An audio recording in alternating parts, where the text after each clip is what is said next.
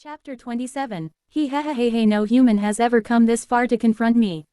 Even heroes didn't get me serious. Not because of the power, but just a weird, eerie, unfortunate feeling. Her evolution has been exceptional, especially when he met that individual. My deep thoughts as I cross blades with her. That being said, I don't think he matches me right now anyway. While her growth was really worth the word evolution, it is far from immature compared to the battles I had experienced. While we were exchanging blows after another that created friction between our weapons, it was still now growing at a faster rate.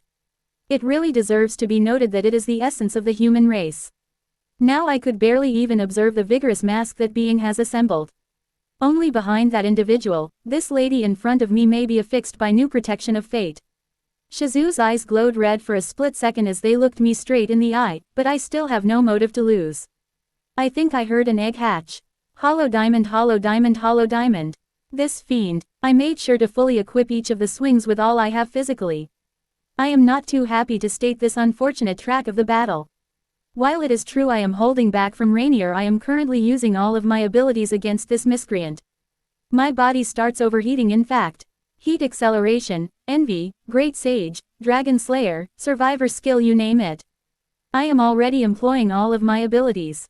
While my agile movements use large reserves and powerful blows, the inertia results in a waste of a lot of excess movement. I am unlike Black, who just moves sufficiently yet effectively using it to dodge and create powerful attacks, launching it on point for every opening I made. Oh, it would be wise to not move.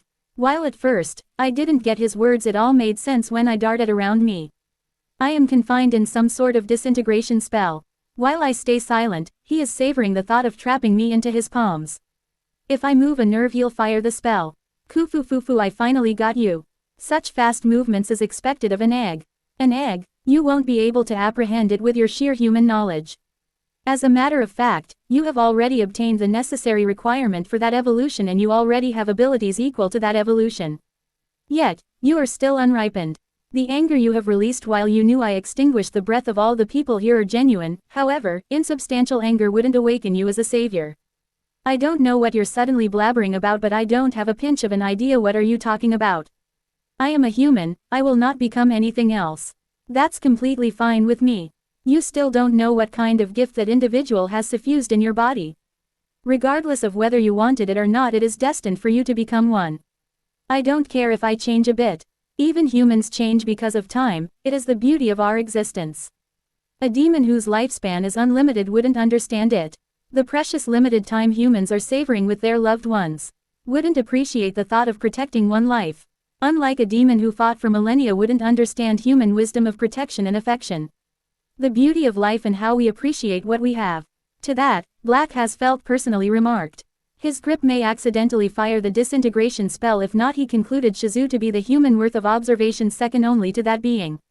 Humans have limited lifespans. I don't care. Humans are temporary, they expire and degrade.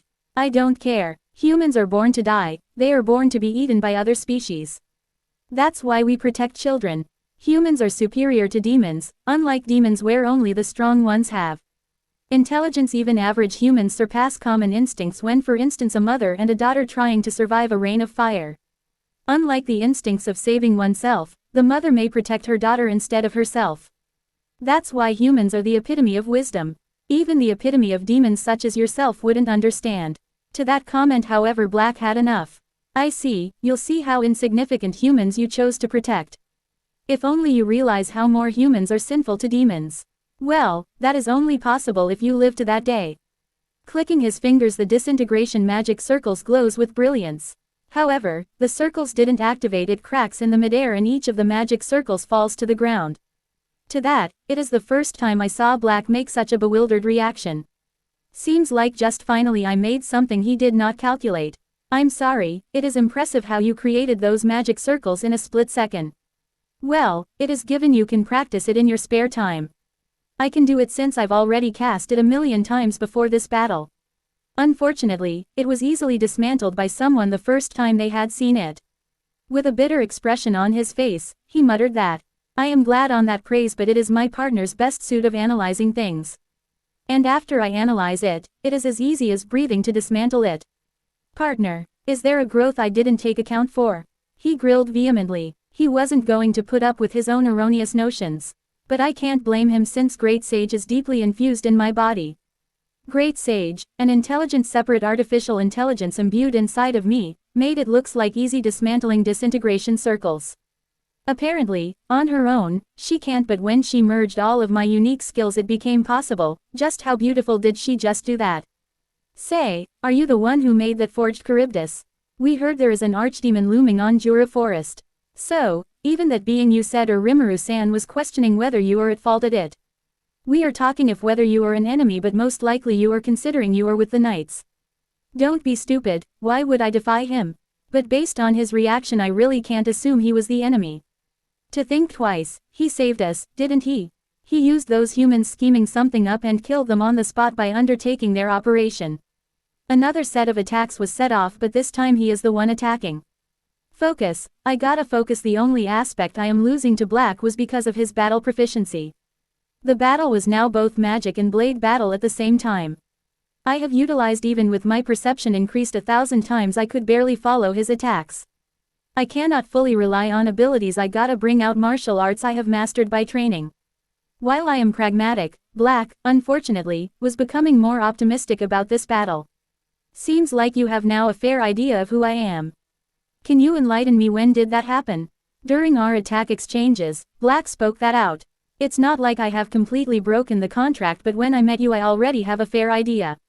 I thrust my sword and it did slash his left arm.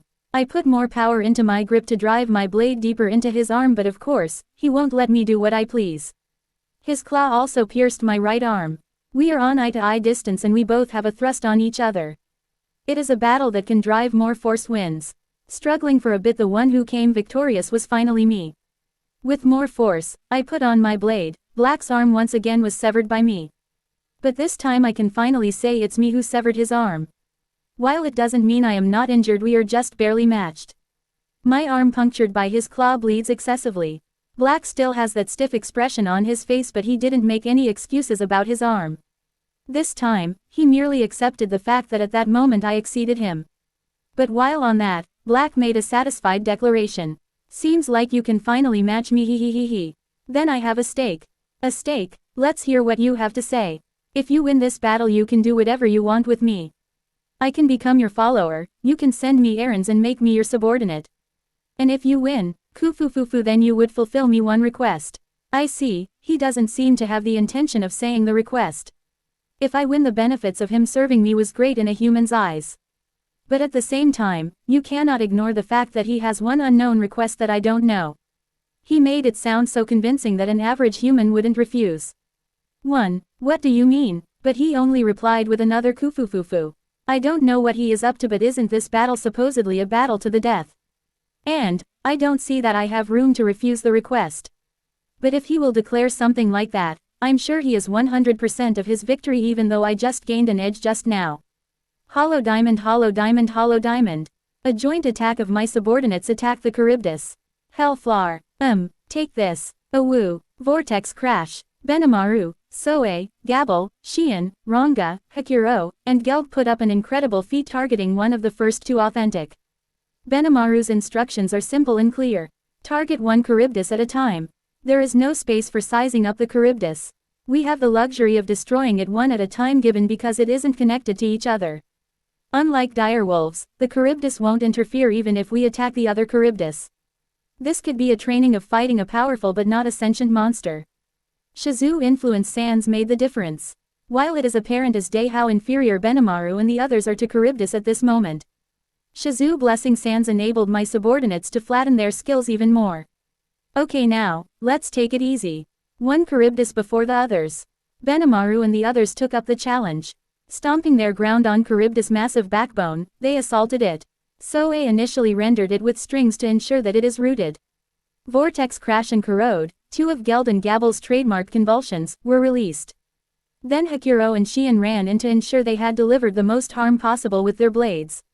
Take this. Golden Hell Flare. Golden Hell Flare. To my question, Benimaru has achieved something out of this world. A combination of golden fiery condensed flames violently burning a whole specific radius added with haywire of black thunders. It is some sort of a replication of what Shizu San Dragonslayer has, but some sort of not. It is a combination of Shizu Izawa's magic essence, Hell Flare, and Black Lightning. Right, they have a connection via party. Charybdis took 80% of the damage. It will regenerate 2 minutes from now, my master. Got it. Everyone, focus your attacks before it regenerates. Benimaru should be the one shouting commands, but since he is fighting, I guess I took the replacement role. They quickly unleash all they have on one Charybdis in response to my instruction. Ranga finalizes the Charybdis with one death storm. To my amazement, one Charybdis stopped moving. The Charybdis loses its flying capability and crashes to the ground. Before that happens, the executives could hop out and take a safety. It is really amazing how they beat that thing without my help, but we still have 2 to go. While there is one more authentic one, there is that freaking forged Charybdis which is more troublesome than any Charybdis Veldora could produce. But we cannot be lazy now, can't we? Looking at only makes me distressed. I mean, it is essentially a floating nightmare as large as our kingdom. I can build a metropolis on top of it. While hyperventilating laboriously because of immense magical essence deficiencies, Benimaru and the others stood their ground and went for the other Charybdis even though they are experiencing weariness. We weren't able to shine against the orc. So this time for sure. We cannot leave everything to Lord Rimuru-sama and Our Lady. Ranga bolted, Shion on his back. Charybdis took considerable damage from the tremendous swing of her new Odachi. It may be greater if she is not fatigued. But this one is quick, whereas the one they eliminated before was formidable in defense. This one was more nimble and attacked rapidly. Charybdis, scales detached from its body. It came soaring all over, chasing them all around. While Ranga is more prudent and took the most effective action, Shion and Soe got ahead of themselves and rushed to confront it head-on. I'm not sure what motivated them to do it, but it resulted in a massive backlash. They are unable to confront all of the scales head-on, and as a result, they are not unharmed in the process. Soe, take Shion and flee away from here. What are you saying, Ranga? Do you wanna die? Cuckoo, Lord Rimuru's always orders is the way we can minimize our casualties. Ranga said with a smirk. Then, I'm about to go serious now. I don't need you protecting me. Same here, oh don't worry. If things go awry I'll probably flee myself. Fufu Classic Soe, EH. Unlike the original timeline, I didn't halt them from engaging again.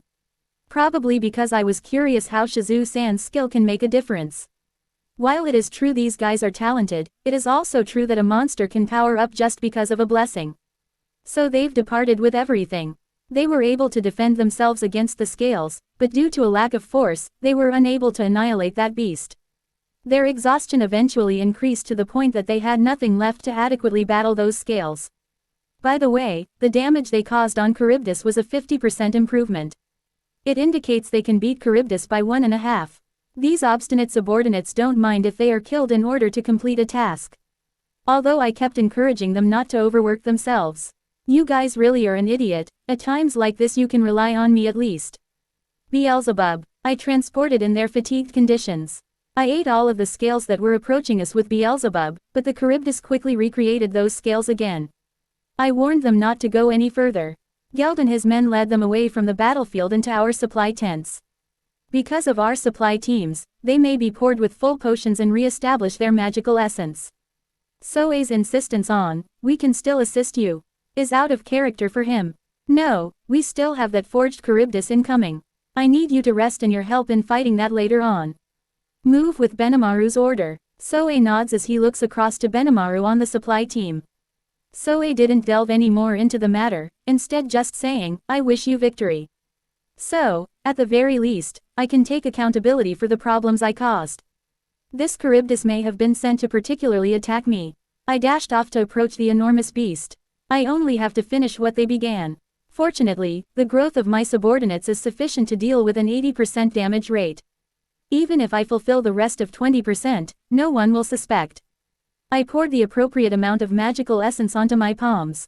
And as soon as it had just enough of the 20%, I shot it. As a raw bolt of energy, the kind that true dragons usually elicit. A true dragon magic. While being true dragon invokes, I made care to make a good job of repressing it so that the storytelling of the exhibit did not tell. The energy erupted with a bam as soon as it made contact with the Charybdis. In the view of my subordinates, it was nothing out of the ordinary, yet it was still on a demon lord level. This drew the notice of a specific dragonoid. As if she deduced something from this assault. I'm not sure whether she's truly sleeping under the tree, but I spotted her snigger from afar. At the same process, the Charybdis lose the ability to fly and it fell to the ground. Now then, we now need to beat that gigantic one. The forged one. It was very next to my position. I could picture this creature being 1,000 times bigger than me as I zoomed out my perception. Is it possible for me to beat that thing without revealing significant information? I think the very reason for this occurrence was to reveal any information. Let's be real here, no one is capable of producing this catastrophe-class monster if it is an original timeline. Well, gotta blame insect person again. Let's break the fourth wall for a second. No one is expecting Clayman to be the one to produce this forged Charybdis, right? Come on, let's be real here. Poor soul, he is alive right now but I am roasting him internally. While Clayman was the one to plot out the awakening of Charybdis originally. He isn't the person who can produce this enemy nonchalantly. Now then, let's try how tough this big monster really was. I flew around the monster, so does Benimaru, who issued the course of action all of us would take. We will obliterate that thing in one go before it gets regenerated. Everyone attack. Let's put all of our power in one attack. The orcs hurled their axes but couldn't get the forged Charybdis any higher. While the Dragonutes were able to attack it, they were unable to score a critical blow, and while Gabble was able to match its catastrophic flight, other Dragonutes were unable to cause as much wind resistance as Gabble, who flew at supersonic speeds. Nonetheless, even Gabble couldn't score any decisive attack against the monster's gigantic body. With me, Shion, Soe, Hekuro, Ronga, Gabble, Geld, and Benimaru were hitting it with all of our strength. Throughout the day, a barrage of offensive spells erupted from its torso. Time passed as the routine of attacks was repeated till nightfall in the Jura forest and Charybdis has taken 8% body damage. I let out a deep exhausted sigh. Can we even kill that thing? I fired multiple Beelzebub on it but it's no use. I cannot devour anything that big or I cannot do it unlocking my full potential. I examined its body in further detail. It still has that foreboding vibe, but now that I'm closer to it, it's less so. I detected a little crystal embedded in its eye. But, shockingly, Seal-sensei was able to analyze it only by perceiving it, and it only took her a split second. Findings: it seems the forged Charybdis moves to destroy the nearest source of leaking magicules. In other words, the forged Charybdis is heading to Tempest because of Milim. Master's magicules are completely suppressed. The artifact in its body is designed to destroy the nearest source of magicules. In other words, the Charybdis was going to Tempest because of Milim. Unlike a specific someone who nonchalantly spills magicules. I caught a glimpse of the culprit, who was already fast asleep beneath a tree trunk. Look at her drooling peacefully while she is the one who caused this much chaos. Less than Milim greater than less than Uiarg. I'm not asleep Noda. Greater than less than no, literally you are sleeping. Greater than less than I am not, I really am trying my best on cheering you on you. No tilde greater than less than well anyway, I have you sit idly cause I thought this big guy is targeting us.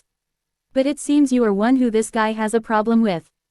Greater than less than wait, really, greater than Milim flew with glee beside me.